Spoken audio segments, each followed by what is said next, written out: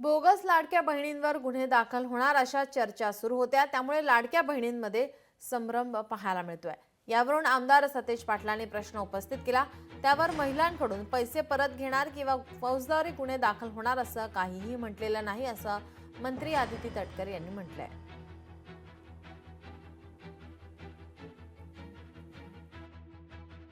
हे जे निकष जे काय आज मंत्री महोदय सांगतात ते निकष पहिल्यापासून होते।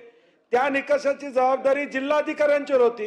मग ज्यांना अपात्र आज करताय त्यांची फसवणूक का करताय?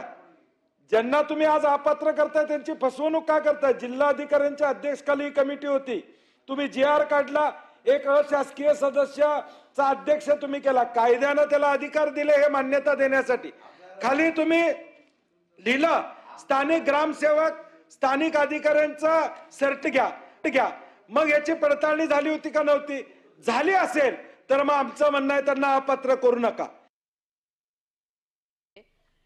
एक तर कधीही शासनाने किंवा कुठलेही मुख्यमंत्री असतील, दोन्ही उपमुख्यमंत्री असतील, मंत्रिमंडळातील विभागाची मंत्री म्हणून मी असेल किंवा मंत्रिमंडळातील इतर मंत्री असतील, कुणीही त्यांच्याकडून परत पैसे घेण्याच्या संदर्भातला आजपर्यंत एकदा सुद्धा किंवा फौजदारी गुन्हे किंवा त्यांच्याकडून परत आपण खात्यातनं पैसे या ठिकाणी निवडणुकीनंतर घेणार अशा पद्धतीची कुठलीही स्टेटमेंट आजपर्यंत आलेली त्या ठिकाणी नाहीये। निवडणुका झाल्यानंतर डिसेंबर महिन्यामध्ये 2,45,00,000 महिलांना आपण लाभ वितरित केला।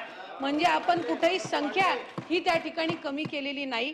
आणि फेब्रुवारी महिन्याचा आणि मार्च महिन्याचा एकत्रितपणाने लाभ आपण 8 मार्च रोजी ज्या वेळेला वितरित करणार आहोत त्यावेळेला 2,52,00,000 महिलांना आम्ही या ठिकाणी या योजनेचा लाभ जो आहे तो डीबीटीच्या माध्यमातून पोहोचवण्याचा जो प्रयत्न आहे तो यशस्वी त्या ठिकाणी करणार आहोत।